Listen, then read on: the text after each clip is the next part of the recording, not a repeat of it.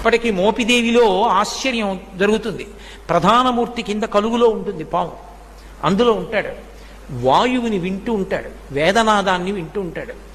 మంత్రాలు చదివేటప్పుడు దోషం ఎక్కువ వచ్చిందనుకోండి, స్వరంలో దోషం, కోపం వచ్చేస్తుంది. ఎవరిని ఏం చేయడు, కోపం వచ్చి అలుగుతాడు. అలిగి కలుగులోంచి బయటికి వచ్చేస్తాడు. బయటికి వచ్చేసి ఎదురుగుండా తొట్టు ఉంటుంది, అందులోకి పోయి పడుకుంటాడు. నేను లోపల ఉండనంటాడు. నాదం తప్పు వస్తోంది, స్వరం తప్పు వస్తోంది, నేను విన్నా మంత్రం అంటాడు. అప్పుడు వచ్చి మళ్ళీ స్వరంతో చదువుతారు మంత్రం. చదివి తప్పు అయిపోయిందయా, క్షమించు, నీ యథాస్థానాన్ని చేరమని అడుగుతారు.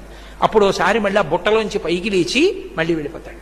అందరూ చూస్తుండగా జరుగుతుంది మోపిదేవిలో. నేను అబద్ధం చెప్పాను అనుకుంటున్నారేమో, మీరు కావాలంటే అర్చకుల్ని వెళ్ళి అడగండి. కిందే ఉంటుంది కలుగు, అందులోనే పడుకుని ఉంటాడు. అందరూ చూస్తుండగా బయటకు వస్తాడు. స్వరం తప్పినా, అనాచారం ఎక్కువైపోయినా బయటకు వచ్చేసి అలకపాన్ పెక్కి పడుకుంటాడు.